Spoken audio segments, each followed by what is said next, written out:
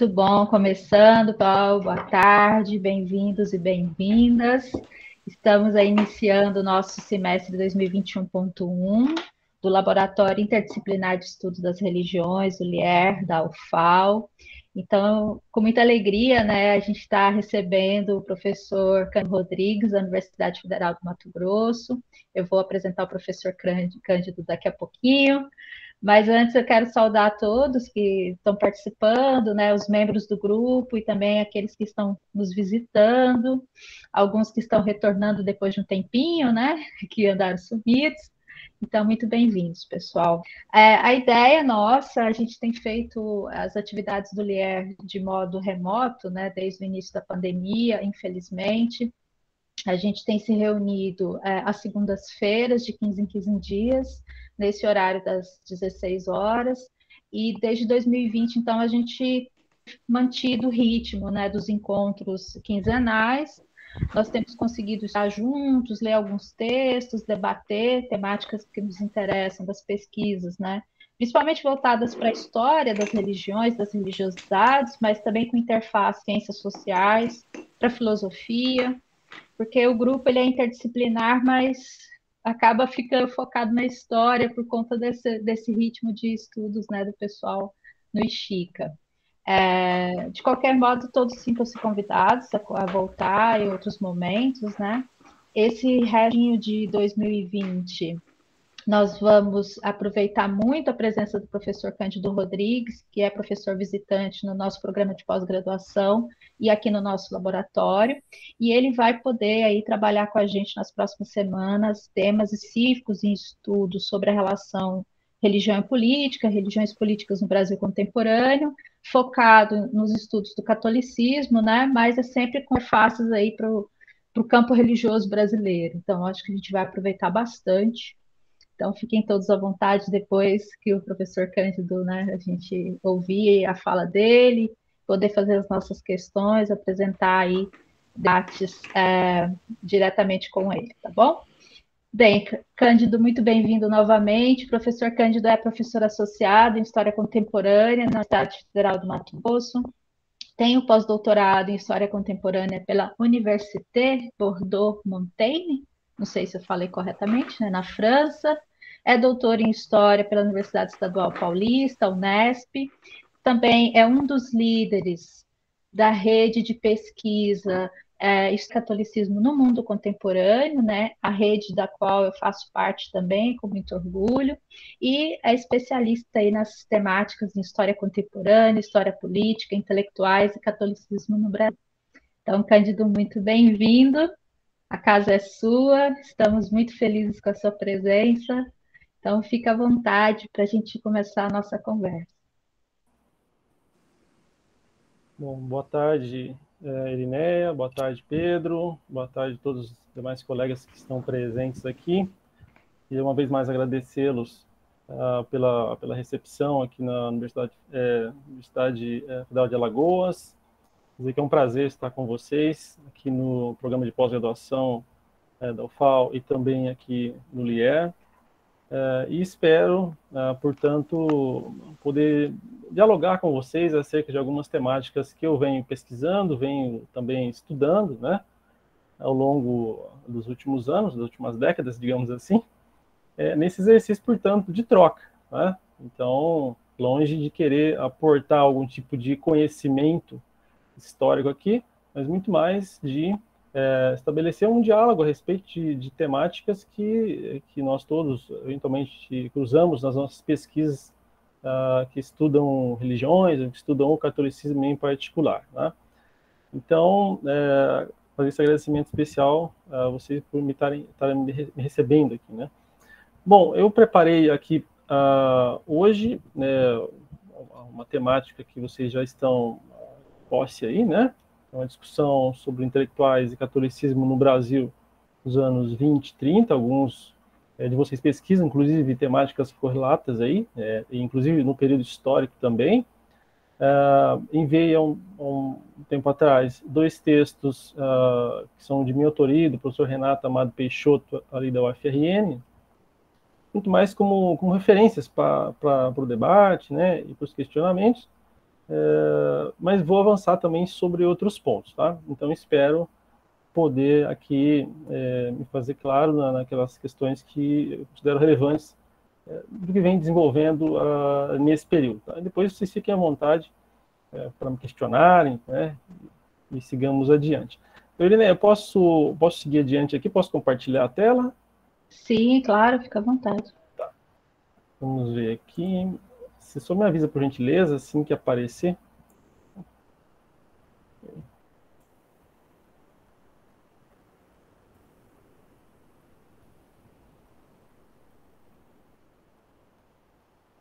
Está aparecendo, Cândido. Já está aparecendo? Apareceu já. Tá. Bom, se houver alguma questão de áudio, vídeo ou conexão, você me avisa, por gentileza, para que eu possa tentar repor aqui, tá? Para facilitar tranquilo. a atividade. Bom, então vamos lá. Aqui eu trago, portanto, algumas questões que já venho abordando. Então, para alguns colegas, elas não são assim, novidade. Para outros que estão em alguns estágios da formação, talvez elas sejam um tanto interessantes. De todo modo, é um momento inicial, que a gente começa aqui o diálogo, portanto, eu gostaria de retomar essas questões que venho debatendo há um bom tempo, né? Então, quando eu pensei em tratar dessa discussão de intelectuais, catolicismo e política no Brasil dos anos 30 e 40, eu decidi me reportar um pouco às pesquisas que desenvolvi nos últimos tempos, tentando aqui entender a presença da Igreja Católica no Brasil desse período em particular e, mais especificamente, a presença da Igreja Católica na sociedade brasileira por meio da atuação de intelectuais, né? Essa atuação começa ali nos anos 20, com Jacques Fonte Figueiredo, né, com Alceu Moroso Lima no Centro Dom Vital, e outros expoentes, e ela vai se desenvolvendo ali nos anos 30, 40, e, portanto, perdura, inclusive, até hoje, né? Com matizes aí os mais diversos, né? Então, portanto, eu vou abordar aqui um grupo que é um grupo que esteve diretamente articulado com a hierarquia da Igreja Católica neste período. Evidentemente, esse grupo se divide depois nos anos 50, 60, né, no período ditatorial também. E agora nós temos aqui os herdeiros, né, agora no século XXI, de alguns desses intelectuais que eu tratarei aqui hoje, né? Para aqueles que não sabem, o Centro Dom Vital é o centro que eu farei referência aqui, que agrega um conjunto de intelectuais dos anos 20 e 30 de conhecimento de vocês. Esse centro foi, digamos que, recuperado agora recentemente, né?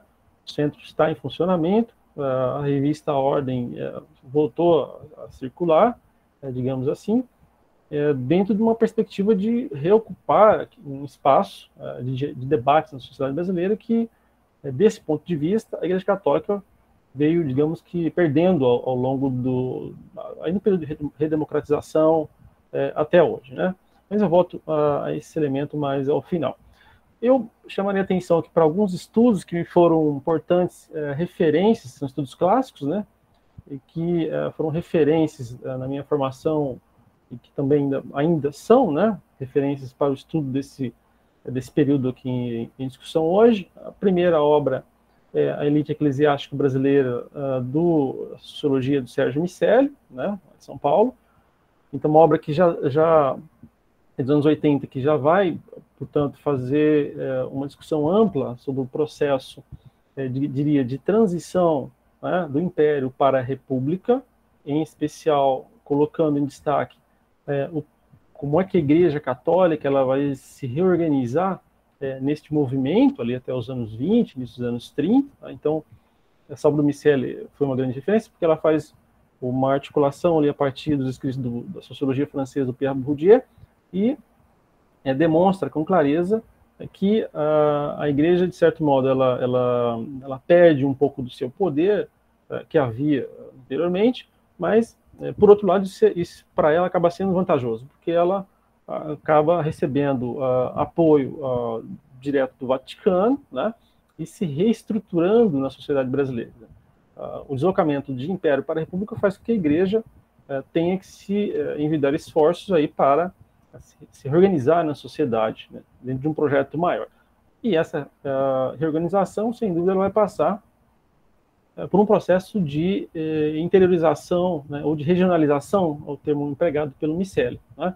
Quer dizer, o eixo Rio-São Paulo continua sendo um eixo muito importante nas décadas seguintes, né, dos anos 20, 30 e 40, mas a Igreja Católica, ela, a partir desses centros emanadores, vamos dizer assim, hegemônicos, ela se expande mais fortemente para as regiões, né? É o caso, por exemplo, aqui do Mato Grosso, o caso do Rio Grande do Norte, como nós tratamos em textos mais recentes.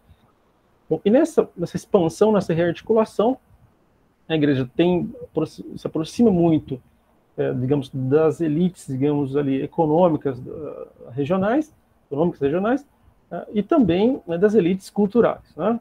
Então, esse é um processo que vai um pouco nessa linha que o Miceli faz muito bem esse quadro e destaca muito bem essa reorganização da Igreja Católica. Bom, é claro que o Miceli também vai avançar para falar de questões relativas a esse projeto, do ponto de vista da defesa de uma ideia de nação, né, calcada, obviamente, nas premissas cristãs católicas, que a Igreja vai defender nesse momento, e de como uma elite econômica, elite cultural, vai avançar para defender esse projeto contra movimentos como questão comunista, contra outras expressões religiosas, como protestantismo, etc, etc. Então, também merece destaque essa variável. Uma outra referência que é mais clássica, que parte para uma análise institucional da igreja, digamos assim, é aí o livro A Igreja Católica e Política no Brasil, do Scott Mainwaring, então, da editora Brasiliense. Então, um livro também referência, quer dizer, uma diferença de abordagem, obviamente, em relação à sociologia do Miceli, mas ainda se constitui enquanto uma obra de referência para os estudos ali sobre o período dos anos 30 e 40, tratando do que o Mainwaring denominará, portanto, de um projeto católico, né, para a sociedade brasileira. Então, ele é um pouco etapista, né, a obra, mas ela ainda reuniu e reúne elementos que são elementos importantes para quem estuda o período. Quer dizer, outras obras que também me chamaram um pouco a atenção nas últimas décadas, assim, que já são clássicas, e quando fui produzir o mestrado, o doutoramento, nos anos 2000, acho que algo nesse sentido, um livro clássico do Jarbas Medeiros, Ideologia Autoritária no Brasil, 30 e 40, quer dizer. E depois, do professor José Luiz Bendito Beired, da Unesp, sob o signo da ordem, sob o signo da nova ordem, intelectuais autoritários no Brasil e na Argentina. Então, são obras, essas duas, que se somam aos esforços ali do Miceli e do Scott, e que vão, neste caso aqui, do Jarbas Medeiros em particular, acrescentar, como diz o Renato, uma visada do ponto de vista de como alguns autores circulam nos anos 30, que são autores autoritários, né? Eles não são somente antiliberais, como alguns na historiografia brasileira gostam de chamar. Quer dizer, eu acho que chamar de antiliberais descaracteriza um pouco a conversa, né? Eles são autoritários, no sentido, né? Não fica parecendo que o liberal, ele é o liberal que digamos que, naquela conjuntura defensor da democracia, a coisa não é muito bem por aí. E, no caso da obra do Beired, tem uma historiografia também que vem ali de São Paulo, né, uspiana, e que faz um trabalho de história comparada muito importante entre Brasil e Argentina, e coloca em destaque o Beired vai chamar de polos, então, né, de polos na sociedade brasileira. E aí ele vai dizer, tem um polo católico que tem tais e tais características, né? E, portanto, também uma obra que foi historiografia clássica de referência para os meus estudos e bastante importante. Outros dois materiais que também já são de domínio clássico, entre aspas, né? O livro Estado Novo, Ideologia e Poder, Maria Lípia Oliveira, Mônica Veloso e Ângelo de Castro Gomes, são clássicos dos clássicos, né? Que trabalha bastante trabalha a discussão de imprensa, trabalha a questão do Estado Novo, né, dos intelectuais, cultura, e que, por essa razão, também contribuía para pensar o contexto histórico, né, os diálogos entre intelectuais e poder, né, a questão de ideologia, na compreensão deste período. Por fim, Daniel Pecot, Intelectuais e a Política no Brasil. Então, num dos primeiros livros que eu lancei, eu fiz um pouco a discussão entre esses autores, né, tentando demonstrar aí as suas especificidades e contribuições para pensar, seja a presença da igreja, seja o papel da imprensa, seja o papel dos intelectuais ali na conjuntura dos anos 20, 30 e 40. Óbvio que dos anos nos últimos 20 anos, né, dos anos 2000 para cá, a historiografia avançou muito, tem muitos estudos importantes, né, a esse respeito, mas essas são obras que, de certo modo, fincaram um pouco as bases ali, interpretativas daquele período. Por fim, um livro do Riolando Ases, Pioneiros do Centro Dom Vital. Tá? É um livro do início dos anos 2000, e que se tornou referência para aqueles que estudam o catolicismo desse período dos anos 20 e 30. Tá? É um livro que tinha uma característica um pouco mais narrativa, mas que tinha dados muito importantes. E aí nós fomos avançando em relação a essa obra e também a outras que eu acabei mencionando, à medida que os estudos foram se desenvolvendo, à medida em que os estudos sobre o catolicismo foram deixando um pouco um vínculo e um viés próximo da instituição, vai avançando mais para pensar a partir de uma lógica acadêmica. Né? Então, há um pouco esse deslocamento ali, isso se dá no final dos anos 90, início dos anos 2000. Bom, aqui, portanto, partindo, portanto, dessas referências que eu menciono, algumas delas, somente que eu fiz questão de destacar, eu, portanto, chamo atenção agora para um indivíduo, inclusive fiz um pouco essa referência numa outra fala em que estive aqui no evento de vocês na UFAL, um pouco ali também na ANPUL, tá? Na ANPUL Nacional, mas é inquestionável, essa referência tem que ser feita junto a outros, né? Esse é um indivíduo de destaque, né? O Sebastião Leme de Silveira Sintra, que é o grande, quer dizer, moderador, condutor das políticas da Igreja Católica ali, até os anos 40, né, quando ele falece. Então essa figura é uma figura extremamente importante, formada no final ali, do século XIX para o século XX, e que vai colocar em prática, ao lado, né, do padre Leonel Franca, no Rio de Janeiro, um amplo projeto da Igreja Católica no Brasil, né, em diversos setores. Né? Então, ele é o grande impulsionador, ele articula politicamente, do ponto de vista da hierarquia, do ponto de vista formal da Igreja Católica, digamos assim. Né? Outro indivíduo que está nesse cenário é Jackson de Figueiredo, né? Também nascido no final do século XIX, tá? E que morre muito jovem, né? Morre no Rio de Janeiro, mas que é o responsável por fazer, digamos que, uma primeira movimentação mais estrutural para regimentar um conjunto de intelectuais católicos em torno da revista Ordem, que é fundada em 1921, né? Dom Vital em 1922. Então, o Jackson faz essa regimentação inicial a partir de algumas premissas que, naquele momento, eram premissas oriundas de que alguns vão tratar como ultramontanismo, romanização, etc. Então, são leituras que ele faz, obviamente, de pensadores contra-revolucionários do século XIX, né, europeus, em sua maioria, grandes críticos do chamado mundo moderno, e, a partir disso, o Jackson arregimenta, então, um conjunto de intelectuais. Né? Então, é o indivíduo que vai, portanto, articular a criação da revista, será o editor, o grande condutor. Né? Então, este meio, tá, que é típico à modernidade, que é a imprensa, é levado à frente aí, neste momento inicial, por Jackson de Figueiredo. Tá?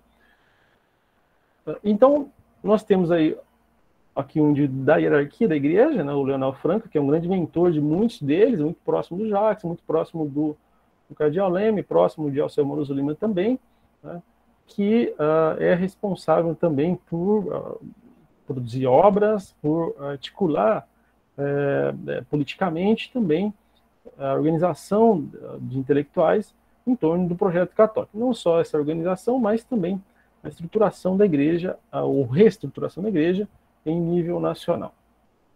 Por fim, o último que eu gostaria de destacar, né, aquele que eu estou chamando aqui de elite intelectual católica, né, e essa elite está aí qualificada no sentido de uma elite que ela é também econômica, né, mas é obviamente cultural, né, que são os dirigentes do ponto de vista da hierarquia da igreja e do ponto de vista dos leigos, né, Jackson e Amoroso Lima nesse momento.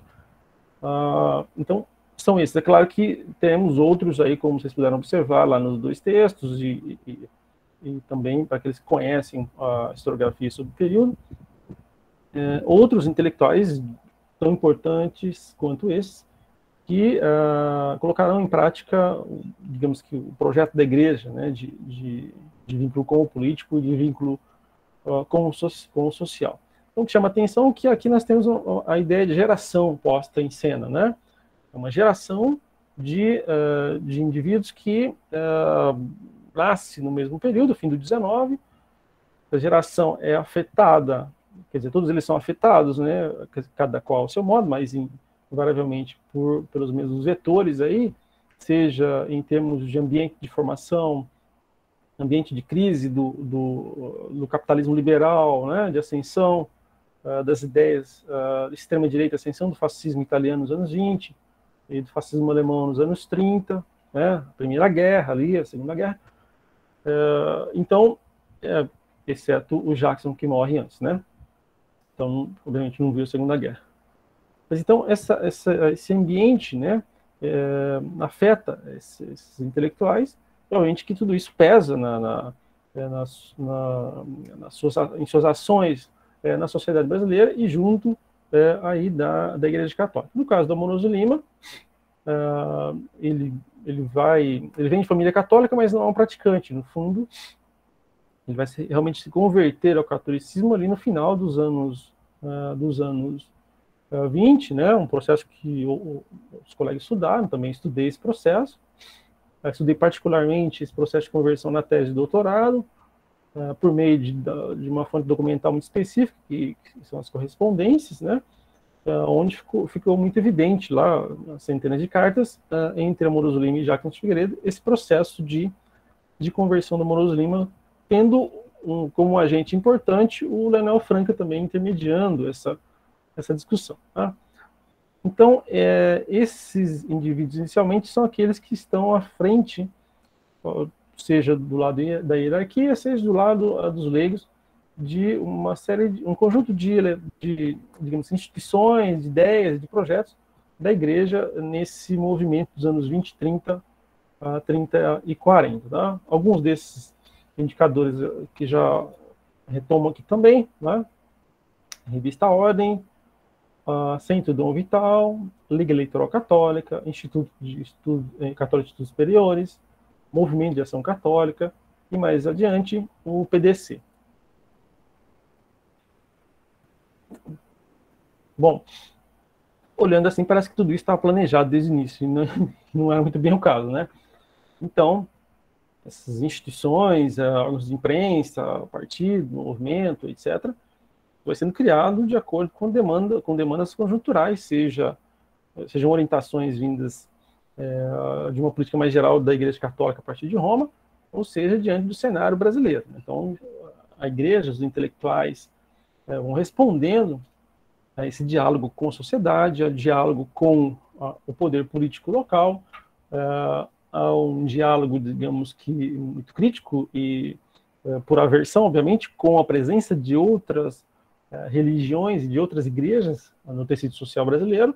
Então, os católicos estão se reorganizando aqui, com medo do comunismo ali, com receio dos presbiterianos ou dos protestantes em geral, daquilo que eles chamam de espíritas, etc.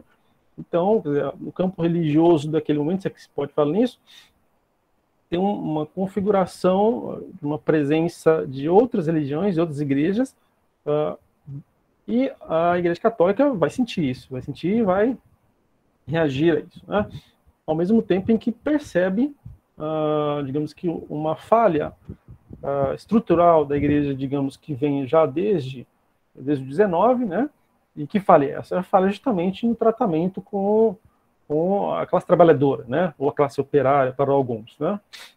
E diante desta falha, quer dizer, o que a Igreja está tentando fazer quando está falando, criticando os comunistas, etc., né? Ela está tentando recuperar um pouco esse vínculo que o Leão XIII já havia tentado fazer no fim do 19, né? Então a Igreja está, ao demonizar o comunismo, ela está tentando acessar um pouco essa camada social que havia perdido no 19, né? Bom, e encontra meios para tentar fazer isso, né, e tentar colocar o seu discurso em prática. Então, aí só já está mencionado o papel da hierarquia e do laicato na revista, no Centro Dom Vital. Ambos estão no Rio de Janeiro, né, e gradativamente vão surgindo replicações do Centro Dom Vital em outras cidades e estados, e também da revista Ordem, representações, bem como jornais com o mesmo nome, né? O jornal A Ordem, o caso lá que a gente relatou num dos textos ali que enviei para vocês, em Natal, ali no Rio Grande do Norte, tá? Surge também, nesse período, aqui não é o objeto, mas um periódico chamado A Cruz, um jornal A Cruz, no Rio de Janeiro, né?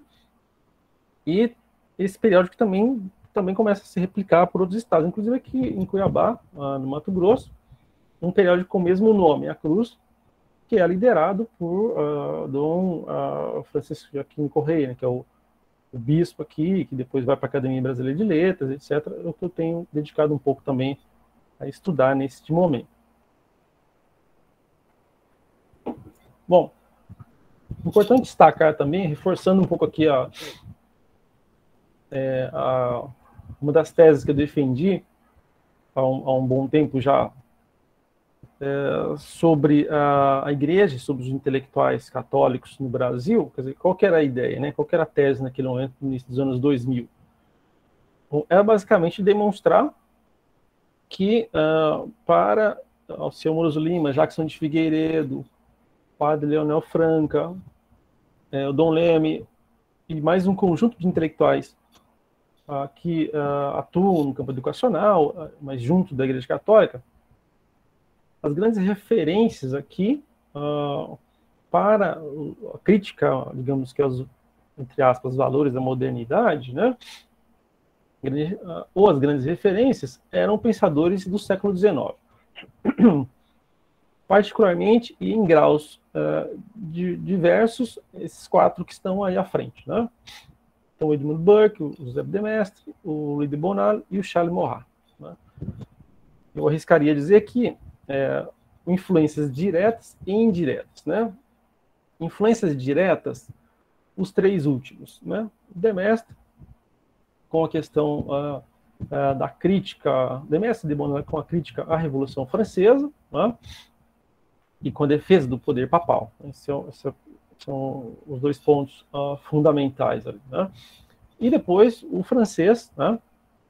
O Charles Maurras, com a ação francesa já fundada na França, obviamente, servindo de inspiração para muitos católicos naquele momento, particularmente para o Jackson de Figueiredo, que vai tentar uma ação similar aqui no Brasil àquela que o Maurras estava fazendo na França. No caso da influência do Edmund Burke, do inglês, né, considerado um dos pais do conservadorismo moderno, ali, entre aspas, essa influência às vezes é direta, às vezes é indireta, depende do pensador que se está analisando. Eu percebi no Amoroso Lima e no Jackson de Figueiredo. então precisaria avançar nas pesquisas em relação a outros intelectuais que estão junto ali desses da revista Ordem, do Centro Vital, estudando seus escritos, né, na imprensa, seus livros, artigos, e procurando perceber em que medida essas leituras aparecem ali nos seus escritos, né? Mas desses outros, isso é muito claro. Então, a questão da defesa da autoridade e da ordem está posto muito claramente, né, ali a partir do Demestre e do Debonaro. Né? São os grandes críticos à ideia de revolução, né, e em particular a Revolução Francesa. Então, o que acontece? Jackson de Figueiredo, Amoros Lima e outros, eles farão leitura desses pensadores europeus e importarão dali muitas de suas ideias, né? Especialmente a ideia de que Reforma Protestante, Revolução Francesa e Revolução Russa representariam, quer dizer, um conjunto de reformas e revoluções absolutamente negativas para o desenvolvimento do mundo. Tá? Por quê? Porque basicamente colocaria em xeque a ideia de autoridade e de ordem, colocando por terra essa ideia. A Revolução Francesa é sempre a reforma protestante, obviamente, por conta da ruptura, né, e perda de hegemonia da Igreja Católica. A Revolução Francesa pela mudança absolutamente estrutural de uma monarquia absoluta de direito divino, né, para, obviamente, uma república, gradativamente ao longo do processo revolucionário. Né? Então, quer dizer, a Igreja perde tudo, quase que tudo ali, praticamente, na Revolução Francesa, nos primeiros momentos. Né? E se instaura uma república que é laica, coloca um espaço bem delimitado para as religiões de modo geral e, em particular, para a Igreja Católica. Tá?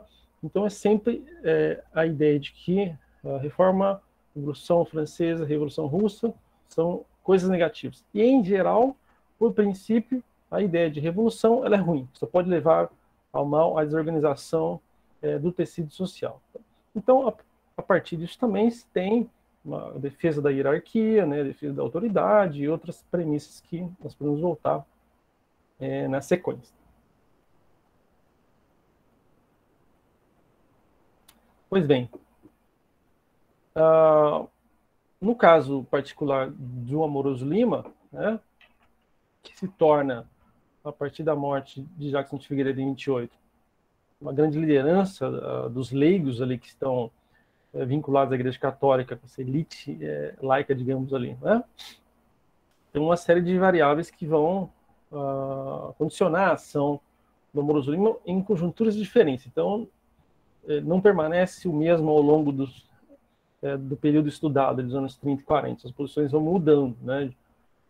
Em primeiro momento, a defesa da autoridade, há também o engajamento na Liga Eleitoral Católica, que é criada em 32 e atua muito em 33, 34, na Constituinte e depois Constituição.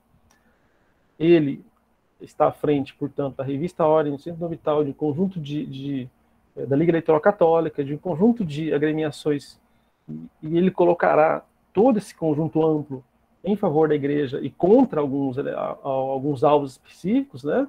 Comunismo é um deles, liberalismo é outro também, né? Desenvolvendo a mobilização por meio da ação católica também, né? É óbvio que a questão educacional entra em discussão também, a defesa de uma educação católica, isso rende muito, né, na discussão com a questão de escola nova, etc. Isso também já é um tema bastante discutido na historiografia brasileira. E, por fim, o que eu chamo a atenção é uma mudança de perspectiva de ação do Amoroso Lima, do grupo de intelectuais católicos que o circunda, dos periódicos que eles controlam, digamos assim, em relação ao próprio comunismo, né? Até ali a virada dos anos 30 para 40 é uma postura muito crítica, né? Quando entra 40, em razão do cenário de guerra e em razão da influência desse outro pensador chamado Jacques Maritain, que é um francês, isso muda, né? Seja o Amoroso Lima, que está próximo do Maritain, ele começa a fazer novas leituras e rever as suas posições em relação aos comunistas, por exemplo, seja o rol de autores ali, de intelectuais, que também começa a fazer essa aproximação. Né? E aí também, nesse momento, dos anos 40, se começa a pensar uma dinâmica de fundação de um partido católico, né? e o Amoros Lima está próximo disso, o Maritain está próximo disso. Esse partido vai ser fundado um pouco mais adiante, mas não necessariamente pelo Amoros Lima e pela mesma equipe, vamos dizer assim. Tem outros elementos aí. Né? Bom, aqui eu trouxe apenas um fragmento para chamar a atenção, né? Para não deixar muito no discurso isso. Então, um fragmento de fonte da revista A Ordem, de 1935, né? Onde se percebe uma crítica ao comunismo e a crítica ao liberalismo. Então, olhando para algumas notícias hoje, no século XXI, parece que eu, às vezes, estou lá em 1920, 1930, né? Falando em crítica ao comunismo, particularmente. Né? Ele diz o seguinte: tenho pelo movimento integralista a mais viva simpatia, como tenho pelo fascismo e por toda essa moderna reação das direitas, que mostraram a não inevitabilidade do socialismo. Então, há um elogio ao movimento integralista e um elogio ao fascismo, que também se torna meio moeda corrente ali, viu? Nesse momento, com intelectuais que são do porte do Amoros Lima. A exemplo, o Plínio Corrêa de Oliveira, né? Que naquele momento é jovem, mas que mais ali nos anos 60 vai fundar a tradição Família e Propriedade, a TFP, né, que ainda milita ainda hoje, e que é a grande crítica do comunismo lá naquele momento e também agora, né? Bom, então a equiparação ali com o fascismo também acontece muito nesse momento. Há uma tentativa também do Amoros Lima, Plínio Corrêa de Oliveira, Plínio Salgado e outros autores de associar comunismo com nazismo. Em algum momento, há uma tentativa de associar comunismo a nazismo e a liberalismo. Né? É uma confusão sem tamanho, né, teórica e empírica, mas que, para os autores católicos, isso é feito de forma propositada, a fim de demonstrar, quer dizer, que liberais, comunistas e nazistas são todos péssimos. Né? Mas, para alguns deles, há uma dissociação muito pragmática, e é interessante registrar isso, se precisa ser melhor estudado, né? Quer dizer, o fascismo italiano é uma coisa, o fascismo alemão, o nazismo é outra. Né? O nazismo é ruim, mas o fascismo italiano é bom. O Mussolini acertou nos acordos com a Igreja Católica. Né? Isso até quando, digamos que a coisa começa a ficar muito ruim. Né? 41 ali para frente, daí, quer dizer, o pessoal já começa a dizer, não, mas tem uma coisa errada também com esse fascismo italiano, ele não é tão bom assim, né? A gente avisou, então começam a surgir artigos e posições que vão procurar se distanciar também da questão italiana ali nesse sentido, tá? Mas nesse momento de 35, uma visão muito próxima de crítica, né, falando de ditadura do proletariado, etc, e tal. Tá? Bom, também a questão da educação, ela pesa aí de forma estrutural e me parece até um pouco óbvia, né? A Igreja Católica sempre foi dominante nesse setor na sociedade brasileira ali do século XX, quer dizer, então envolvia uma questão que era realmente de domínio sobre as mentes, ali, sobre as almas, como queiram, né? Nesse sentido, com o apoio do Amoros Lima, do Dom Leme, do Leonel Franca, de uma gama ampla de outros intelectuais, né, o Everardo Berkhauser, entre o Jonathan Serrano e outros mais, quer dizer, essa ideia de um espírito cristão, né, que eles defendem, é uma ideia que vai certamente entrar na ordem do dia. Então, eles estarão presentes. Por exemplo, né, Associação dos Professores Católicos, Revista Brasileira de Pedagogia, no Conselho Nacional de Educação, vão fundar a Universidade Católica do Brasil, já tem lá o Instituto Católico de Estudos Superiores. Então, quer dizer, o que a gente vai observar? A atuação da hierarquia e dos leigos, desses intelectuais, é uma atuação muito forte. Eles estão quase que em todas, tá? No campo educacional, no campo político com a LEC, fundam universidades, tem movimento de ação católica, a juventude. Bom, enfim, o cenário é amplo aí de atuação, né? E aí entra em cena, a partir de 1936, um pouco ali dali em diante, esse filósofo, né, que é o Jacques Maritain, que é o filósofo francês, e que, na Europa, do momento em que ele vive, né, nos anos 20 ele foi muito próximo da ação francesa, depois ele abandonou, e nos anos 30 ele se torna parte da resistência francesa, né? Vai também participar da resistência na Guerra Civil Espanhola, e é um indivíduo que caminha, portanto, para a formulação da democracia cristã na Europa, né? Em diálogo com os belgas, com os italianos e tal. E ele começa a ter contatos aqui no Brasil. Ele já era lido no Brasil, mas ele era lido no Brasil e também na Argentina, numa versão dos anos 20, quando ele era um grande crítico do mundo moderno, defendia algumas ideias bastante conservadoras.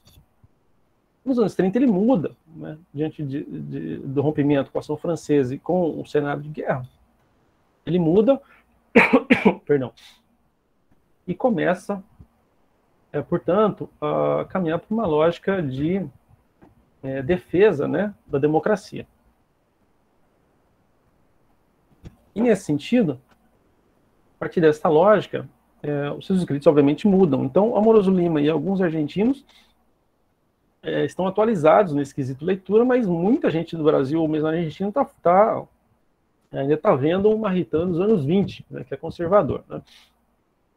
Então, esse filósofo ele exerce um impacto importante sobre Amoroso Lima e também sobre a Igreja Católica de um modo geral.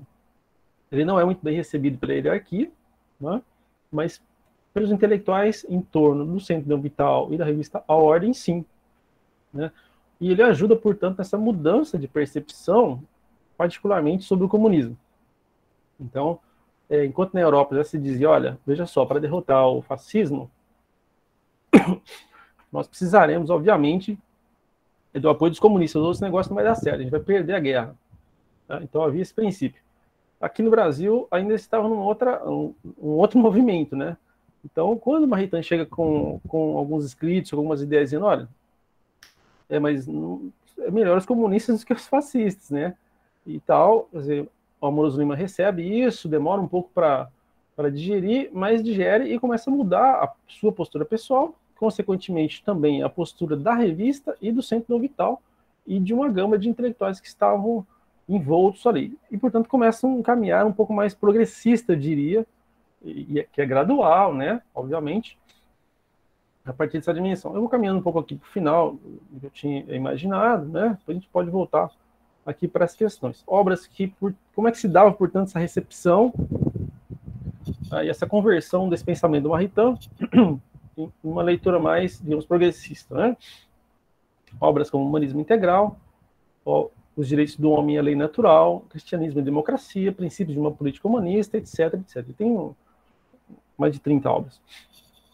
Então, essas 4 são fundamentais nesse momento, né? A gente está pensando aqui, elas vão colocar uma associação entre cristianismo e democracia e humanismo, permitindo uma aliança com os comunistas, né, e permitindo, nessa teorização, a presença no espaço social de outras religiões em condições de igualdade com o cristianismo, né, e sem problema, né, dentro de um regime civil. Né?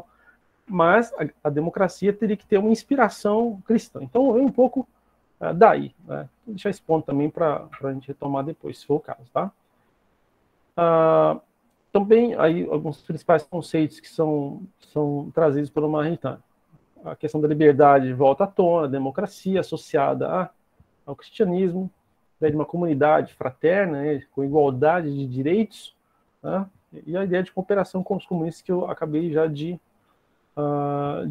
mencionar. Né. Para fechar aqui, que a gente está indo já para 1 hora, eu trouxe outro fragmento do Amoroso Lima, de 1945, vocês podem observar aí embaixo. Então, um de 35 e de 45, 10 anos depois, sobre o comunismo. Vamos ver o que o Amoroso Lima pensava agora. E por que eu trago um fragmento dele? Porque ele é o grande líder dos intelectuais leigos nesse momento. Então, a fala dele é uma fala que tem uma repercussão imensa, né? Peso imenso. Ele diz o seguinte: Maritain, em Cristianismo e Democracia, diz que as posições possíveis em relação ao comunismo são 3.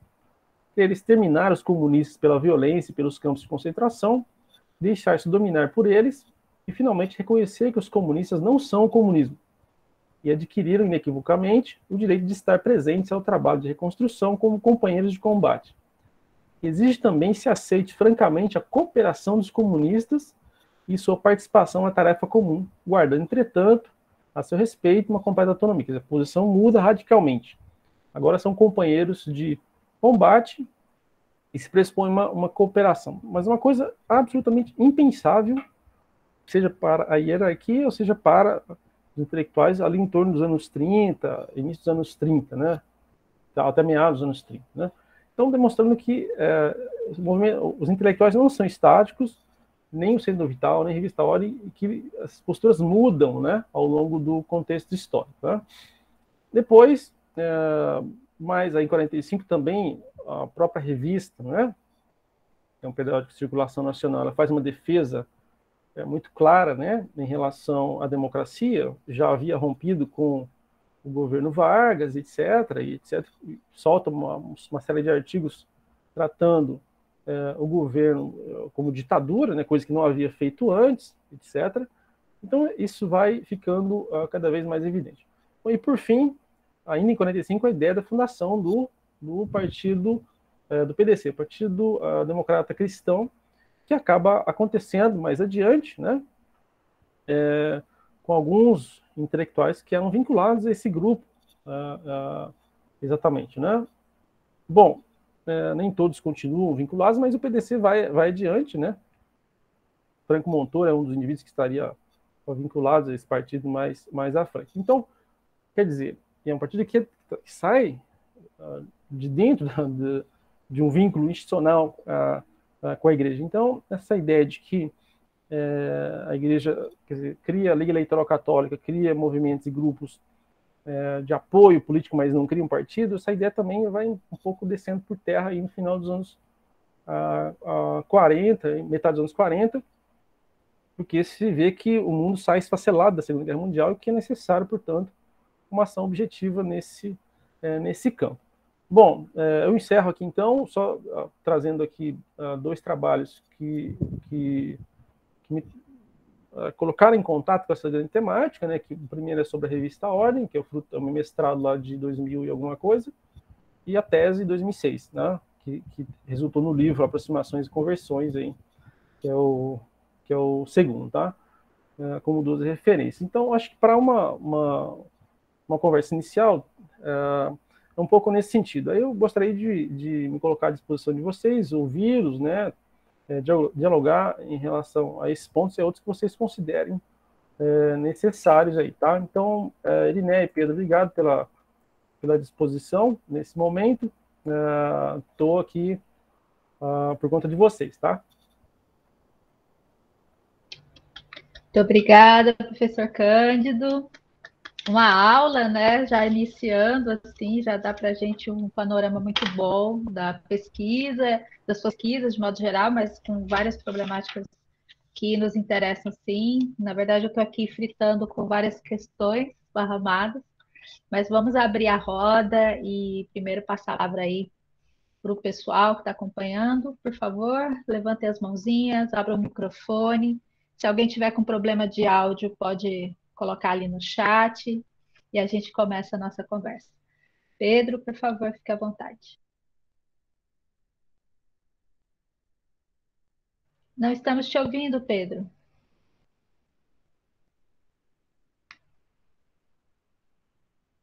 Não. Vocês estão ouvindo o Pedro, pessoal? Ninguém te ouve, companheiro. Também não.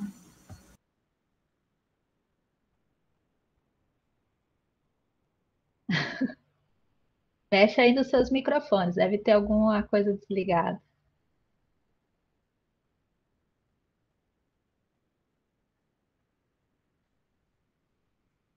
Não.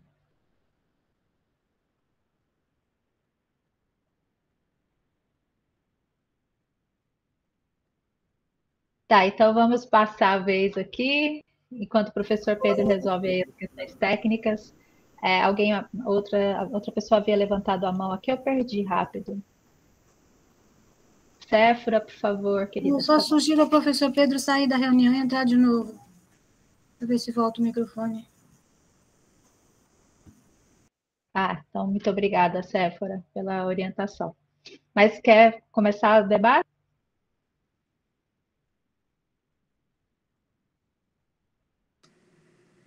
Pedro, fala aí. E agora? Agora sim. Então tá bem. Bem, obrigado, Irineia. Obrigado, professor Cândido, pela exposição. Eu avisei a Irineia que eu teria que sair 15 para 5. Já se passaram mais 15 minutos, mas eu não quis deixar de escutar até o fim por conta do caráter instigante e aclarador aí da sua exposição. Então, eu vou fazer uma intervenção só uma pontuação mesmo, e infelizmente vou ter que sair. Eu queria só chamar a atenção, no caso específico do Alceu Amoroso Lima, né? Como essa trajetória dele vai ter uma convergência importante no Concílio Vaticano II, né? Ou com o Concílio Vaticano II. É como se ele estivesse fazendo um movimento na direção daquilo que estava acontecendo no interior da Igreja Católica, no âmbito da hierarquia, que resultaria no Concílio Vaticano II, né? E aí, nesse sentido, a polarização entre o Alceu de um lado e o Plínio Correia do outro, né, fica muito acentuada, né? Era só isso que eu queria observar, a título de colocar mais algum elemento que a sua exposição me provocou. Mais uma vez, eu agradeço. E já antecipadamente me despeço. Vou ficar mais 5 minutinhos e vou ter que sair. Obrigada, Pedro. Cândido, você quer comentar o comentário?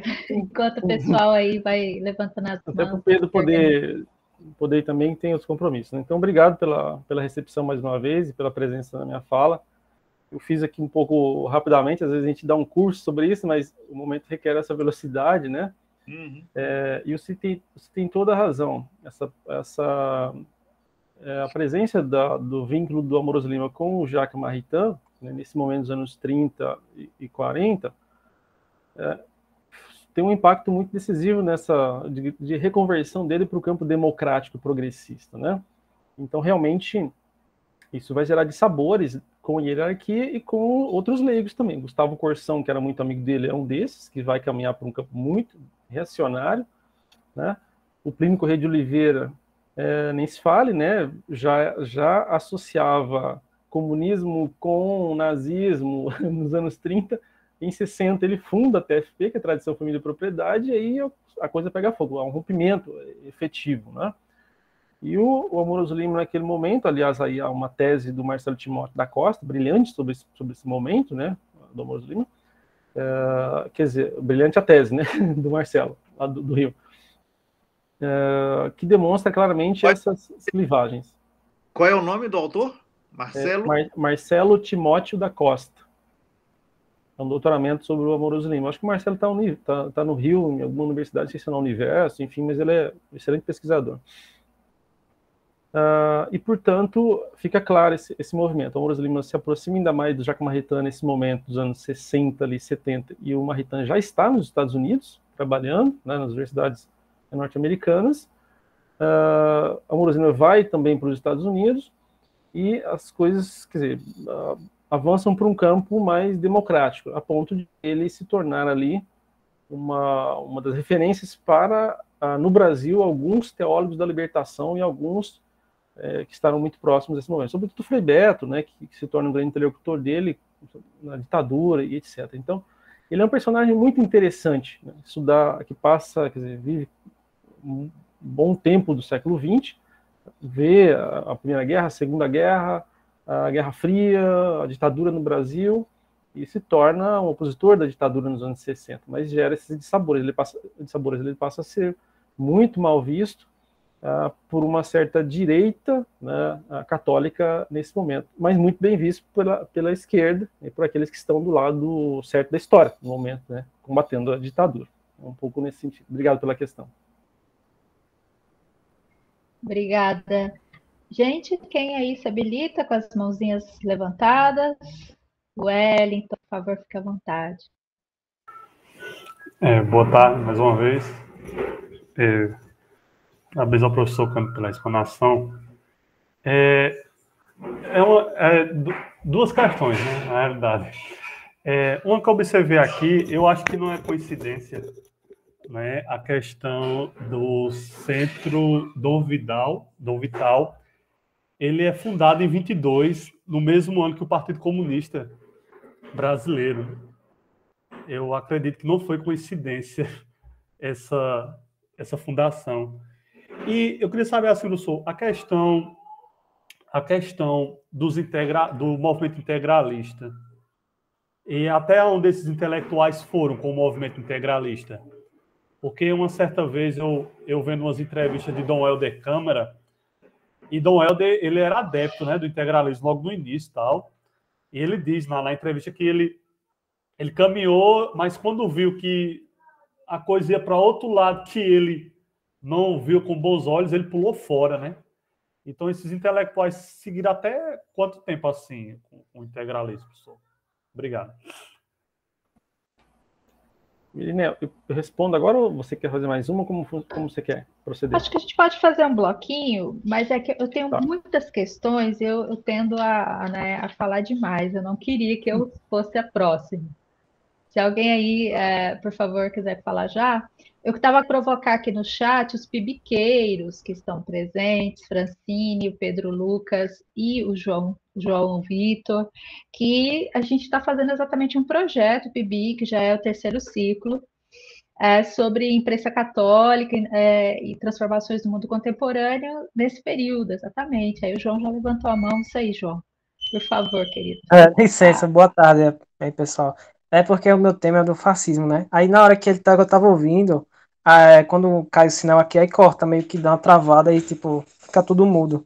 Aí quando volta, ele já tá mais na frente no assunto, né? E eu não consegui raciocinar pra conseguir fazer uma pergunta.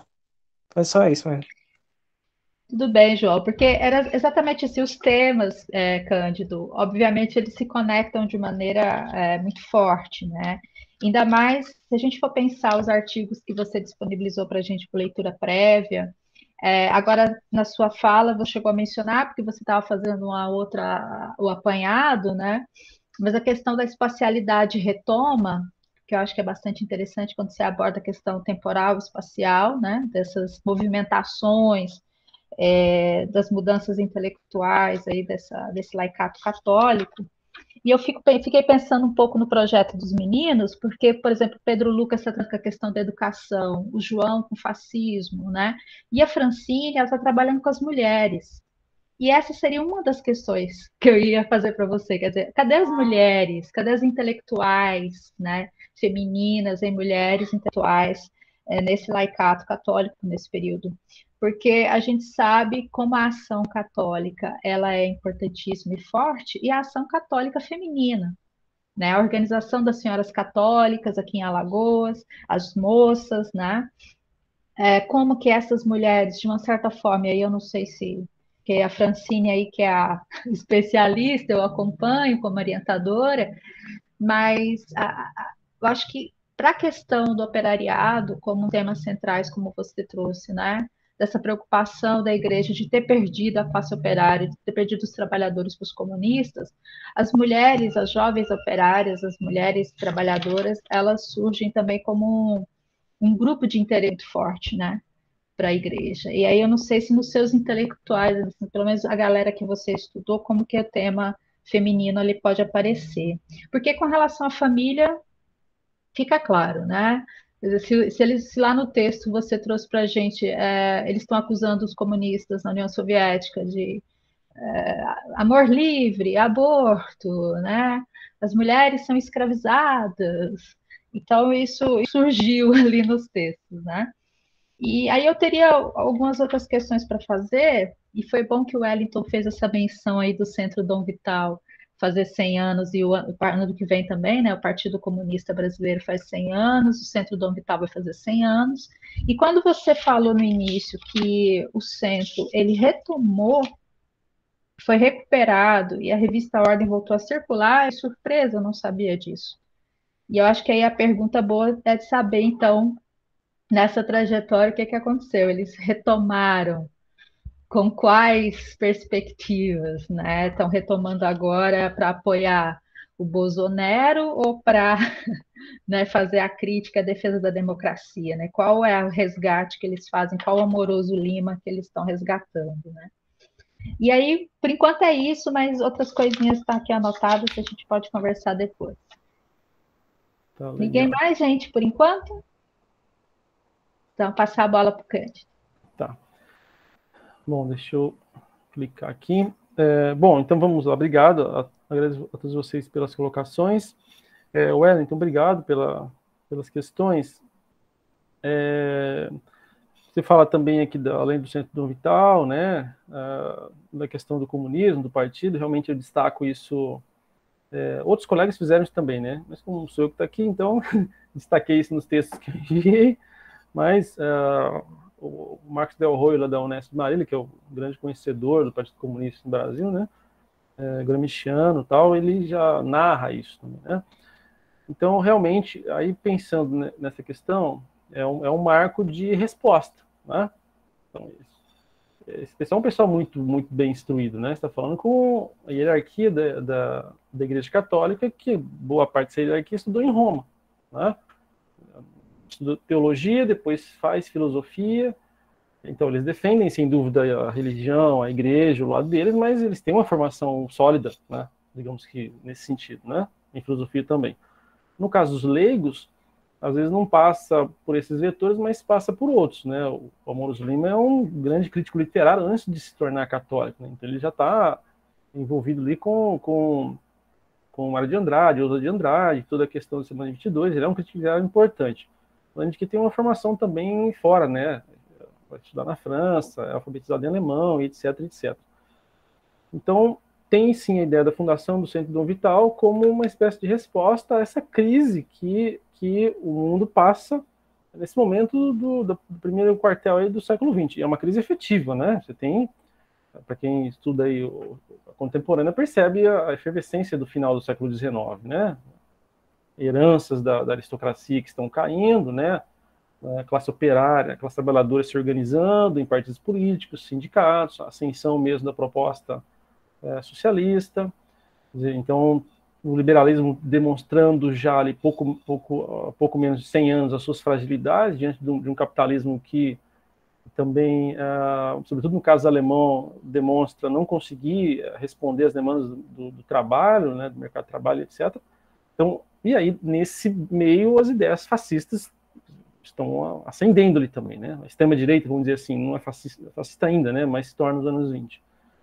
E a igreja percebe no Brasil, quer dizer, mas olha essas, então acabaram de fundar um partido comunista aqui, né, quase debaixo das nossas barbas, quer dizer, cuja central está na Rússia. Então, não, mas espera aí, a gente precisa se mexer, porque senão a gente vai perder terreno mais ainda. E aí há uma resposta nesse sentido. Eu já vi a revista Ordem Organizada, se cria o Centro Dom Vital, e aí, a partir daí, conjunto de outras agremiações ao longo da década seguinte, né? Então é sim essa resposta.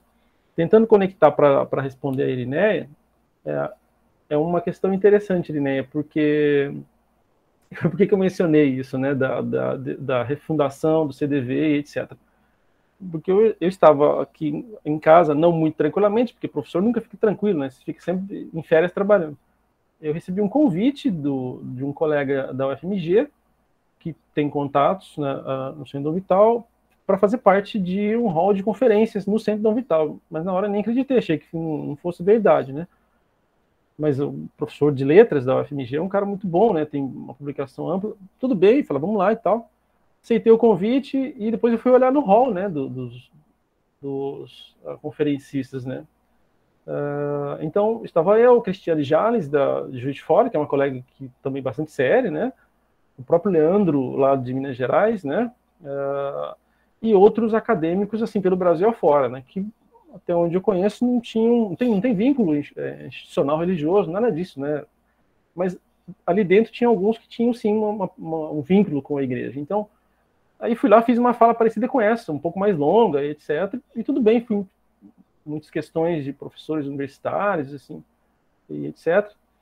E o que eu percebi ali desse momento agora, assim, é que há uma disputa de memória, né? Havia lá um senhor que era, né, acho que ele foi sobrinho, neto, alguma coisa do Amoroso Lima, né? presente na reunião, uma pessoa muito simpática, inclusive, né? E havia também um outro que vem da descendência do Jackson de Figueiredo, né? E as perguntas que eu recebi, você percebia que uma pergunta que vinha de assim, de assado, então havia uma espécie de disputa pela memória, que memória permanece, a do Amoroso Lima, que é a via democrática ali mais para o final da vida, que combate a ditadura, ou a do Jackson de Figueiredo? Eu diria que permanecem as duas, por enquanto, e que precisa estudar, alguém precisa pegar isso agora e estudar. A revista tem alguns números já publicados, né? Tem uma diretoria nova, assim, pelo que eu olhei dos currículos, muito bem qualificada do ponto de vista acadêmico, né? Então, precisa ver qual a memória permanece e como é que eles vão tratar esse ambiente, não só o imediato mesmo, de governo Bolsonaro, etc., mas um ambiente pregresso, né, da história recente do Brasil. Então, acho que aí está aí, uma pesquisa para alguém desenvolver e ver, né? Mas eu me senti muito bem quando fiz a conferência lá, não senti que alguém estava me cobrando, mas você é ateu, você não é isso, você não faz parte daqui. Fui lá e fiz o trabalho de historiador como tem que ser feito. Mas fiquei um pouco surpreso mesmo que estivessem retomando, assim, muito bem organizados. Tem Instagram, você pode procurar CDV no Instagram. Tem Instagram, tem uma equipe de mídia, a pessoa que me ligou para fazer a entrevista era uma jornalista de uma TV estatal lá do Rio, então, assim, tem advogados, né? Vale a pena uma pesquisa de iniciação científica para acompanhar, tá? Mas também está um pouco dentro dessa dinâmica de, presumo eu, perceber o avanço de igrejas neopentecostais sobre o cenário, né? Dizer, bom, a gente tem que se posicionar aqui porque nós somos católicos e estamos ficando um pouco para trás aqui nesse debate, tá? Ainda para o Wellington, a questão do integralismo. Realmente esse é um ponto que o Renato aponta no texto, né? Quer dizer, a gente construiu o texto junto, mas o Renato falou um pouco mais ali do Rio Grande do Norte, né? Um texto, uma parte muito interessante. Realmente o Dom Helder, em um certo momento, ele está próximo. E eu diria que isso não é justificativo, mas o trabalho do historiador é explicar as coisas, tentar compreender as coisas e, se der para julgar, a gente julga, mas a gente não é juiz. Então vamos explicar as coisas. Nesse momento, muita gente fica próxima da ideia integralista no Brasil. O próprio Amoroso Lima, como eu demonstrei numa fonte, aí, né, e depois ele muda de posição, porque realmente, quer dizer, você tem um ambiente de ascensão das ideias socialistas no globo, e elas estão chegando no Brasil, tem um ambiente de crise do liberalismo, né, das ideias liberais acopladas no capitalismo. Essas ideias não estão resolvendo muita coisa, porque do ponto de vista do mercado de trabalho, né, da condição da classe trabalhadora, elas só estão rebaixando a classe trabalhadora ainda mais, então o liberalismo está em xeque, sendo atacado com razão, de um lado, pela via comunista, quer dizer, que precisa ter melhores condições de trabalho, etc., e uma mudança de um modelo de Estado, e, de outro lado, o liberalismo também sendo atacado pela extrema-direita, que não quer nem o comunismo, mas também não quer o liberalismo, que é um capitalismo, quer dizer, a lá nazista, né? Quer dizer, que não é liberal, mas que, do ponto de vista econômico, mantém as relações comerciais e fecha o país numa lógica fascista. Então, muita gente é seduzido por essas ideias e, com a dinâmica conjuntural de guerra e etc., vai percebendo que isso é uma fria, né? Não, mas esse negócio não está errado, né? E outros embarcam e ficam lá. O Dom Helder é um desses, que no início olha, mas parece interessante. Parece, mas não é, né? E aí a gente já sabe do histórico dele posterior. Se torna uma referência de defesa da democracia. Então, isso acaba acontecendo, né? Não sei se isso justifica, porque por que estava lá então e não percebeu? Porque as pessoas não são robôs, elas não percebem, né? Ou elas acham, ou estão impostos em determinados momentos em que elas não optam, né, por não tomar algumas decisões, etc., né? Uma coisa é ser franco atirador, outra coisa é você estar na liderança de um movimento e dizer, bom, agora vou chutar o balde e sair correndo. Então, tem uma série de condicionantes aí que explicam, né, as ações dessas pessoas, né? Bom, em relação ao João, que tocou nos temas, realmente tem discussões nos periódicos, né, sobre o fascismo. As discussões são bem, elas acontecem seja na revista Ordem, seja no jornal A Cruz, no jornal A Ordem, etc. o que precisa perceber, como bem apontou a Irineia, o que eu tenho tentado fazer ali com o Renato e com outros colegas na rede, é um pouco um deslocamento, eu não diria que é um deslocamento epistemológico para não ser pretensioso, mas é um deslocamento que tem talvez uma natureza teórico-metodológica, que é um pouco tentar entender em que medida nós temos um centro irradiador, né, Rio-São Paulo, vamos colocar assim, de ideias, de práticas, do ponto de vista do catolicismo, e como é que isso chega nos outros estados, nas outras regiões do Brasil. Né? Os textos que eu enviei são textos que vão demonstrar que não se trata de uma mera reprodução ou incorporação em Natal ou em Maceió daquilo que acontece no Rio de São Paulo. Não é isso. Tá? Pode, sim, no geral, ter uma posição estrutural da igreja, mas nas regiões os agentes são diferentes, respondem a dinâmicas e correlações de forças absolutamente diferentes, e, portanto, num dos textos está comprovado, quer dizer, ali os integralistas estão muito próximos, né, do jornal A Ordem em Natal, na criação e tal. Já em outras regiões do Brasil, eles não têm nada a ver. Aqui em Mato Grosso, por exemplo, eu estou estudando um periódico que chama-se Jornal A Cruz, e não tem, os integralistas não estão ali, eles estão fora. Né? Então, depende muito aí, mas os temas estão próximos. Né? O fascismo para Plínio Corrêa de Oliveira, que vai fundar a TFP, é algo interessante, ele faz muita defesa nos anos 30, o Amoroso Lima chega perto, depois já diz, não, isso não é certo, está errado, etc. Então, depende, isso é muito relativo, tá? Ao intelectual que você vai trabalhar, ou ao periódico, enfim. Irineia fala também da questão das mulheres, muito bem apontado, Irineia. Infelizmente, quando eu estava fazendo o mestrado, entre 2002 e 2004,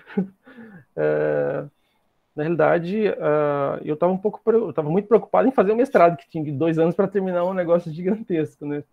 E às vezes a gente precisa falar essas verdades aqui, todo mundo acha que é 1000 maravilhas. Mas eu trabalhei com a fonte A Ordem e realmente eu não percebi,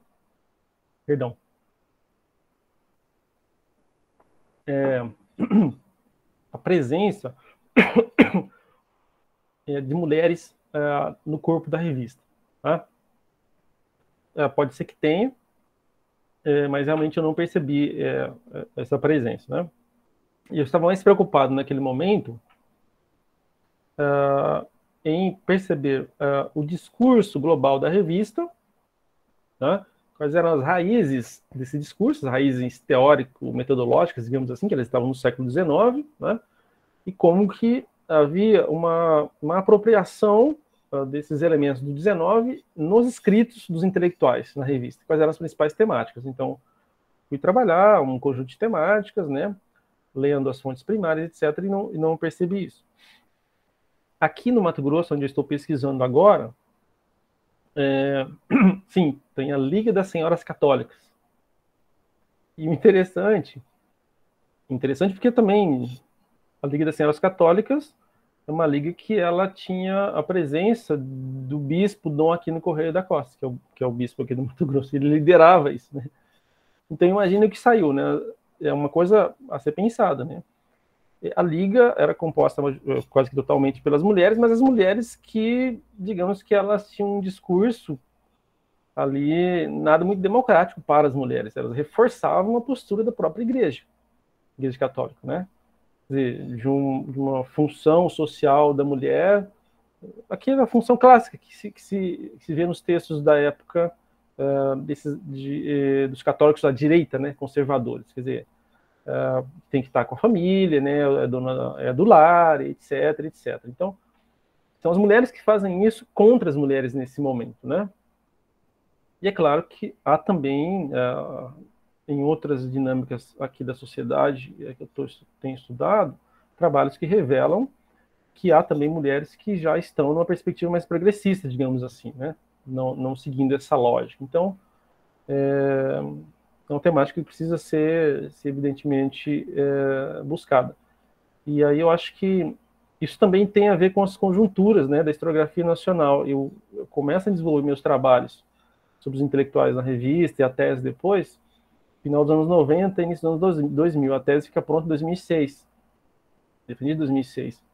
Então, parece, não é uma questão de justificativa, mas não se falava em algumas temáticas que agora são temáticas muito candentes, né, de se pensar nas fontes, etc. Então, a gente estava numa outra pegada, da mesma forma que nos anos 70 para 80, o marxismo estava em altíssima conta nas produções acadêmicas, e depois, em muitas academias, ele entra em refluxo nos anos 90 e 2000 por conta do que eu chamaria de um avanço da história cultural no Brasil, etc. Né? E agora, os estudos voltados para o marxismo, eles têm retomado com força total, porque é evidente, o mundo está derretendo, então, bom, agora a gente precisa ver o que está acontecendo, né? Então, um pouco nessa lógica. Obrigado, então, a vocês pelas questões, e estou à disposição para outras. Obrigada, Cândido. Eu vou abusar muito ainda, porque eu tenho aqui mais algumas. Por favor, Luísa Saara, pode falar à vontade, meu bem.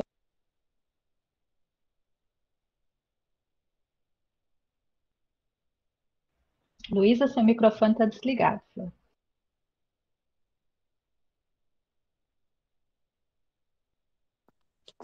Oi, tá dando para ouvir? Sim, estamos. Certo. Não, só queria fazer uma colocação sobre essa questão que vocês falaram das mulheres, né?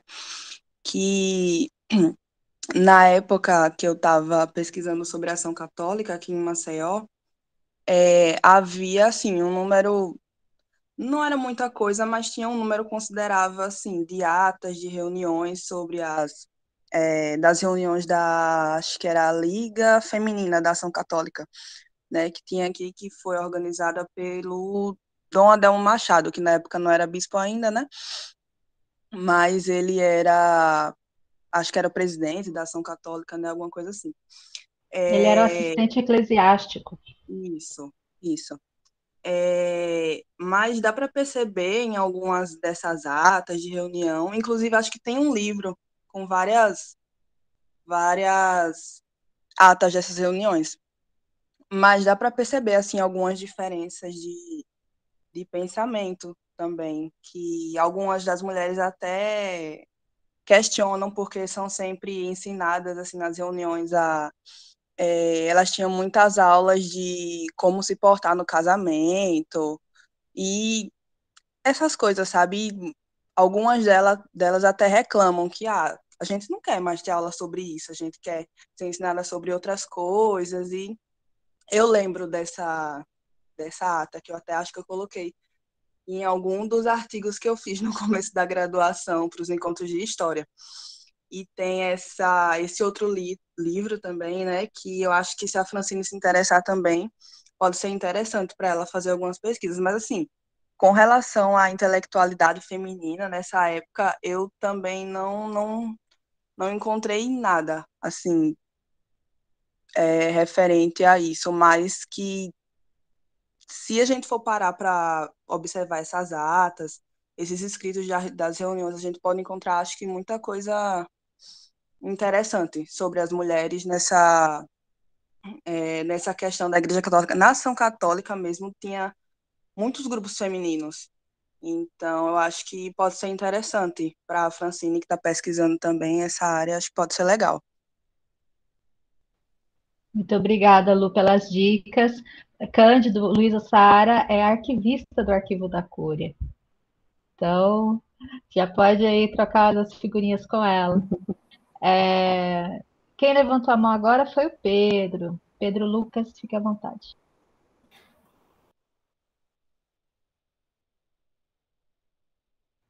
Não te ouvimos ainda, Pedro. Ele está colocando no chat.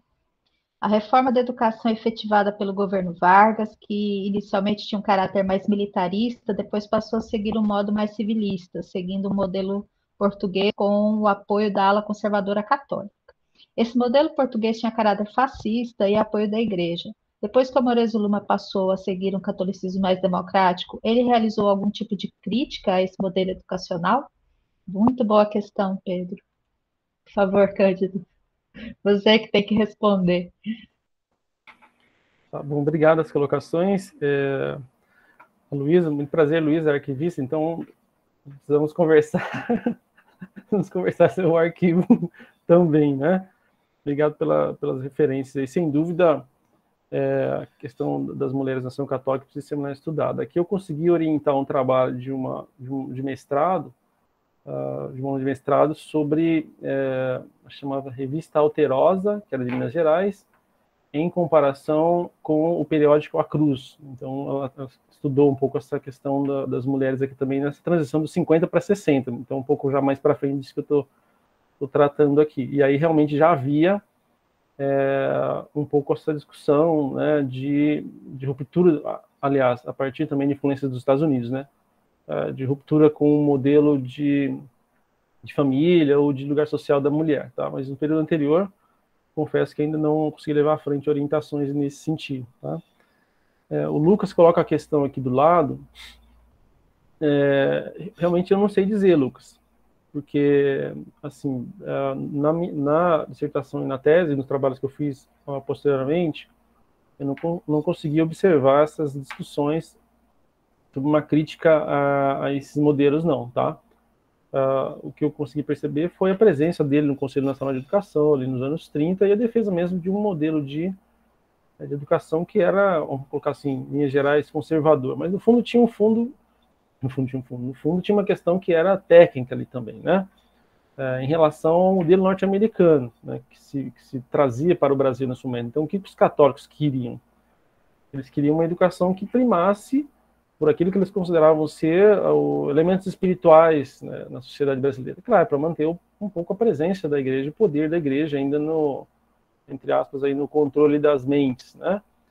Mas também isso incluía chamar atenção para a necessidade do estudo da sociologia, de filosofia, de disciplinas que trabalhassem uma perspectiva mais abstrata, e não somente, digamos, de um caráter técnico. Então tem um lado que é uma discussão bem mais da educação ali mesmo, e o outro que é o religioso, que eles querem se manter ainda, né, no domínio, né?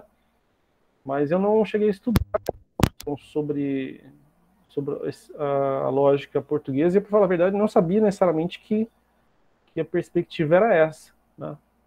Da inspiração do modelo português, né? No modelo autoritário lá, português, digamos assim. Tá? Um tema para seguir atrás aí, tá? Tem alguém que eu não falei? Eu acho que a Luísa Sara ainda está com a mão levantada, a Lúcia ainda tem questão, e se não for a Luísa, é a Luciana Valéria. Lu? Não, é a Luciana Valéria, a Lu baixou a mão. Luciana, olá, por favor, fica à vontade.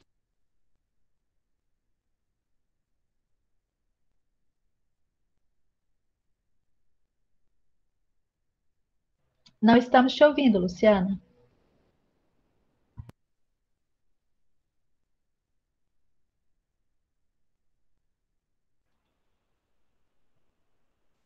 Estão me ouvindo agora? Agora sim. Agora sim. Obrigada. Durante a sua fala, o senhor citou que os modelos, as estratégias de atuação e de inserção da igreja, ela ia se adaptando e iam se multiplicando nas várias regiões do Brasil, a partir das lideranças de Dom Leme e de outras lideranças. Mas a gente pode considerar que essas estratégias vinham da Santa Sé? Que eram cumprindo normas, cumprindo regras da Santa Sé, porque o que eu pesquiso aqui em Pernambuco meu tema, eu sou da UFAL, mas o tema é de Pernambuco, eu vejo o bispo sempre falando em relação à Santa Sé, na documentação. Pode ser considerado isso como essas políticas são transnacionais ou eram bem setorizadas mesmo? Deu para entender? Eu não sei se eu me fiz entender. Deu sim. Obrigado. Já respondo ou vem mais uma? Eu acho que pelo nosso adiantar da hora, se ninguém mais tiver questão agora, pessoal, eu vou fazer minhas últimas questões, que eu não vou perder a oportunidade. Eu sei que nós temos aí a companhia do Cândido por mais semanas, mas eu já quero emendar aqui que os temas estão conectados, né? Cândido, então, assim, interessa muitíssimo, é claro, a sua pesquisa sobre imprensa católica, né, o uso das fontes que você fez, dos jornais católicos, da revista especial, mas como eu pesquisei Primeira República, você trabalhou aí com mais para frente, mas a gente está sempre pensando aí esse movimento aí do final do século XIX, meados do século XIX, virada do século XX, né? E é muito perceptível como que realmente há uma recorrência nos temas, em alguns dos temas, e é muito interessante quando você vai mencionar nesses embates, né, como a revista Ordem, os intelectuais, eles vão colocar a Reforma Protestante, a Revolução Francesa, a Revolução Russa, como momentos aí dramáticos, né, para os interesses da Igreja Católica, e no jornal A Fé Cristã, que eu estudei no primeira década aí do 20, ainda era só Reforma Protestante e Revolução Francesa, né? Você ainda não tinha aí a Revolução Russa para entrar no rol. Mas esse, de fato, era o discurso do século XIX ainda. Então, a imprensa católica do XIX, a questão a questão religiosa, e aí eu não sei se todos aqui sabem, mas o Dom Vital tem o nome de Dom Vital por conta do bispo, né, Dom Vital, do século XIX, né, que foi preso aí por ordem do imperador Dom Pedro II durante a questão religiosa. Então, essa recorrência de temáticas, eu fico pensando, ainda voltando lá para a questão da espacialidade, da temporalidade que você estava trabalhando, porque se tem mudanças que se adaptam aí nos contextos e as estratégias vão se adaptando, algumas temáticas que são recorrentes, elas têm um peso significativo por alguma razão, né? E essa razão, ela pode estar, talvez, aí eu queria que você comentasse se o meu raciocínio ele está correto, né? Tanto nessa perspectiva ainda do papel que a igreja tem que cumprir na sociedade, no mundo, né? Quanto talvez, e aí, lembrando, já que você mencionou a historiografia marxista retomando forte, eu vou colocar aqui, então, uma pitada de marxismo. As bases materiais de sustentação dessa igreja, da instituição. Porque você apresentou para a gente uma das questões candentes é a questão da propriedade, né? Uma das outras questões candentes é a crítica da religião como princípio de toda crítica, né? Quando você lá no texto cita, tem um momento, eu acho, não sei se é o Amoroso Lima, já não me recordo, outro intelectual, em que vai fazer exatamente essa cobrança em relação ao comunismo marxismo, né? Que é a crítica da religião, como base de toda a crítica, quer dizer, é uma ruptura com o idealismo, a ruptura com o antigo regime, né? Você tinha mencionado também. Então, será que não seria necessário que a gente talvez observasse também com mais cuidado, nesses diferentes espaços geográficos, as bases de estruturação econômica, material, de produção e de reprodução dessa igreja? Isso é uma coisa que me incomoda às vezes, assim, porque eu tenho essa dificuldade. Eu não fiz nenhum estudo que fosse lá nas fontes, atrás, de ver como é que são as bases econômicas, porque, obviamente, com toda a dialética do mundo, gente, não é que a economia define tudo, né? Não é assim. Sabe muito bem que há movimentos aí na dialética entre as ideias e essa reprodução, essa produção e reprodução da vida, e que é isso, né? Não há questão em torno disso. Mas que, por exemplo, eu fico pensando aqui em Alagoas, deixa eu dar um exemplo concreto. Nessa virada aí do século XX, nas relações da oligarquia de terra, na necessidade concreta que o bispado tem de se organizar estruturalmente, de ter dinheiro para fundar o seminário, para manter o seminário, e mais para frente, nos anos 30, por exemplo, pensando na discussão que no texto tem sobre a igreja entender uma função social da terra, né? o envolvimento que a igreja vai ter com as questões agrárias, mas você tem uma igreja que, por exemplo, ela vai começar a ter ações nas companhias de comércio. Ela começa a investir. Isso nós temos fontes no Arquivo da Cúria, principalmente para a sustentação do seminário, em que, então, você tem um interesse muito específico. Eu não vou dizer assim que é corporativo. Eu não sei, eu sei que às vezes o pessoal faz essa leitura, né, da igreja como corporação, está defendendo seus interesses. Mas é que há um limite, né, do tipo de política pública que você vai defender, quando, a depender da política, da economia política que poder, ou da economia que você vai implantar no Estado, isso vai interferir muitas vezes nos seus dividendos, né? Estou sendo assim muito cruel, gente, agora, mas enfim. Então, assim, só para fazer essas conexões entre esse universo do debate intelectual, das ideias, né? Em torno, vamos dizer assim, das questões ideológicas, mas em torno, talvez, também das bases materiais dessa instituição. Mas aí é que se você acha que faz sentido o que eu estou falando, tá? Pessoal, a última chamada. Mais alguém? Não? Então, Cândido, vamos aí. Vamos lá. Bom, obrigado também, obrigado, Irineia, obrigado para Luciana Valéria, né, que fez a primeira questão, né? Isso. Então, tentando responder a Luciana inicialmente, a hierarquia da igreja, sim, necessariamente ela responde a Roma, né? Responde necessariamente porque, se não responder, ela pode ser excomungada, como aconteceu lá com o bispo lá de Botucatu, que acabou fundando a Igreja Católica Brasileira, né, foi excomungado nos anos 30 para 40, então ela obedece nesse sentido. E, assim, o que nós tentamos demonstrar, por meio dos textos que foram apresentados, é o seguinte, é que, por exemplo, a crítica ao comunismo, essa crítica era fundamentada a partir da hierarquia da Igreja Católica no Brasil e também do laicato, a partir das encíclicas, né? Tem encíclica específica dizendo que o comunismo é errado, que ele acaba com a propriedade, o modelo de Estado, luta de classes, etc, etc, é contra a família, e tem mais, eu até reservei aqui um trecho, né? Eu vou ler o trecho do artigo porque isso ficou bem interessante, né?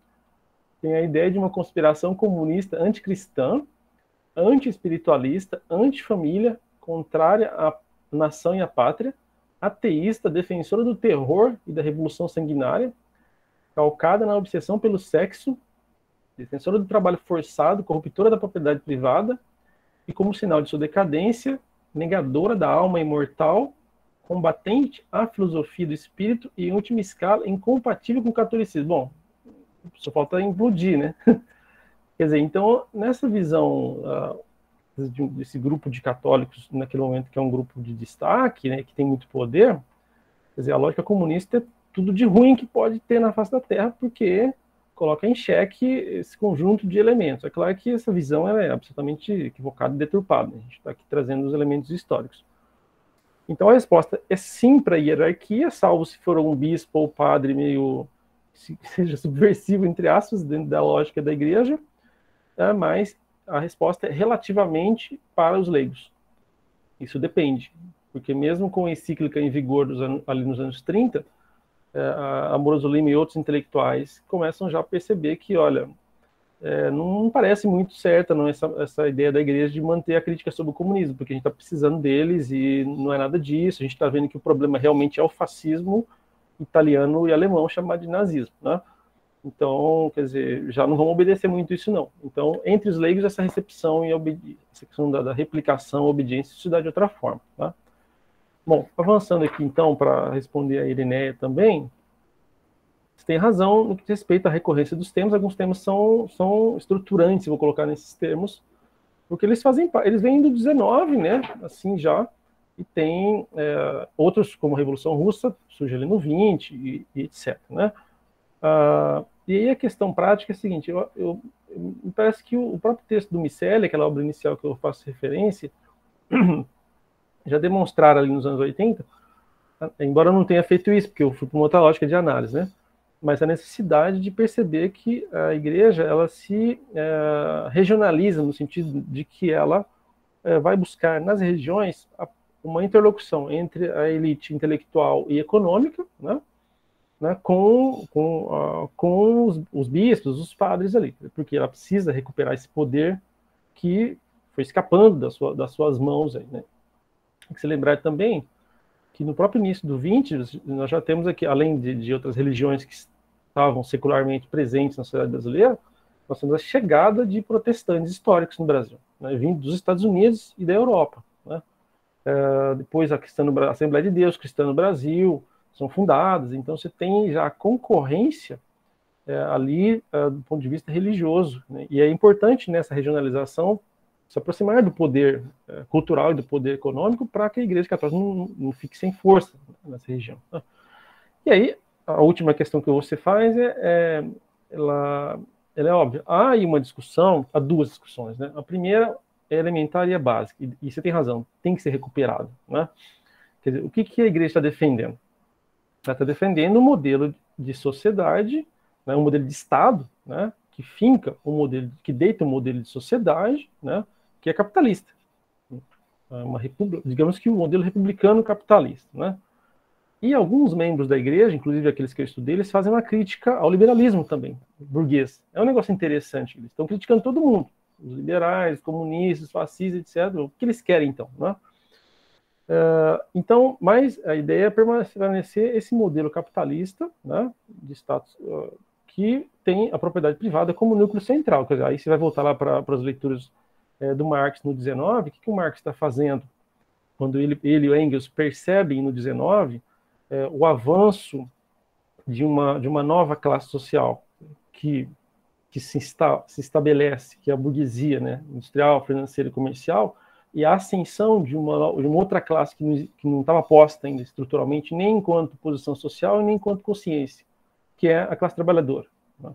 Quer dizer, o Marx está vendo, bom, esse sistema ele funciona a partir de uma lógica de concentração de renda e de riqueza. E essa concentração se dá por meio da desigualdade no acesso à produção da propriedade privada. Então é simples, a propriedade privada tem que ser destruída. Caso contrário, o sistema não vai melhorar. Né? Bom, então em 1848, 50, etc., eles começam a escrever, aí as reações começam a pipocar. Né? Você tem ali a Primavera dos Povos, tem monarquias que ainda estão funcionando na Europa, né? O czarismo na Rússia cai no início do 20, né? Então, como diz lá o Arno Meyer, você tem uma força da tradição no 19 ainda, né? Então, as bases materiais são, sem dúvida, fundamentais e vão condicionar muito o discurso católico no início do 20. A igreja é proprietária de conventos, proprietária de escolas, ela, aqui no Mato Grosso, acho que é um caso quase mundial, né? O bispo era governador do estado, ele se tornou governador entre 18 e 22. Mandaram em todo mundo, né? Então, quer dizer, e aí, que história é essa de que agora os protestantes estão instalando escola na esquina? Não, mas não dá, porque a escola é católica. Então, tem as propriedades, tem as reduções, que era o domínio sobre os indígenas aqui, tem uma série de elementos que são importantes. Então, acho que também essa questão é importante de ser mapeada. Né? Precisa ter fonte para isso e acessar essas fontes. Acho que vale a pena. E o último ponto, só para chamar a atenção, e que para os católicos aí nesse momento é importante, é a crítica da religião, como a Eliné está colocando, né? Eu não consigo lembrar de textos aí do Marx de cabeça, tanto quanto a Eliné consegue fazer, né? Mas eu me recordo que tem um lá que ele discute, acho que é a questão judaica, onde ele coloca também, e é claro que aí também não é um bloco monolítico, isso avança, né? Mas na questão judaica o Marx já coloca essa discussão, pensando no cenário alemão, na presença dos judeus e dos cristãos ali. Quer dizer, qual o papel das religiões diante da dinâmica do Estado e da dinâmica social, né? Quer dizer, as religiões podem conviver no espaço social. O problema à medida em que as pessoas se apoderam do Estado e aqueles que dirigem o Estado passam a professar uma religião específica. Aí danou-se tudo, aí isso está errado. Aí é um processo que está equivocado, né? Mas nessa obra ele já faz um pouco essa crítica e coloca essa distinção. É evidente que depois de escritos posteriores e, sobretudo, nos intérpretes do Marx, isso será radicalizado. E a igreja fala, mas não dá, porque nós temos nossas propriedades, as monarquias aqui na Europa ainda no metade do 19, uma parte dessas monarquias ainda tem nosso apoio. Então, a conversa é bem mais complexa. mas o ponto do ateísmo no marxismo, a igreja responde, né? Porque, claro, é bem sobre ela que recai essa crítica que está posta. Bom, o tema é maravilhoso, né? E dá para a gente ficar aqui muito tempo. No artigo 2 a gente trabalhou muito essa questão do anticomunismo e etc. E não é à toa que a gente, ainda hoje, na sociedade brasileira, ainda houve algumas reminiscências disso na longa duração, assim, mas sem pé nem cabeça, porque já tem robôs em Marte, né? Prospectando em Marte, e a gente está achando que o comunismo vai atacar ali na esquina. Isso aí aquilo que a psicanálise traduz, que você pensa uma coisa, ela não existe na realidade, significa que você está no mundo da fantasia. Ou seja, fantasia, essa ideia do comunismo contemporâneo, né? Bom, Ariné, se não tiver mais questões, eu agradeço mesmo. Obrigado pela disposição. Nós que agradecemos, Cândido. De receber aqui, e enfim, espero ter podido contribuir aí com um pouco das questões que eu venho trabalhando, e estou à disposição para os próximos dias, aí, para os próximos debates. Sim, nós agradecemos demais, e é só o começo, né? Eu já deixo avisado, pessoal, ó, eu tinha começado falando que a gente está se encontrando de 15 em 15 dias, mas poder ajustar bem aí a agenda, a gente planejou que a semana que vem nós vamos ter o segundo encontro com o professor Ângelo. O texto nós vamos disponibilizar depois no nosso Facebook, mas eu já quero colocar aqui no chat para vocês, para aqueles que querem aí já ir pesquisando, acho que é possível encontrar bem facilmente, mas o Cândido também já mandou para a gente a cópia, que é o texto do Pierre Bourdieu, que é o clássico, né, Economia das Trocas Simbólicas.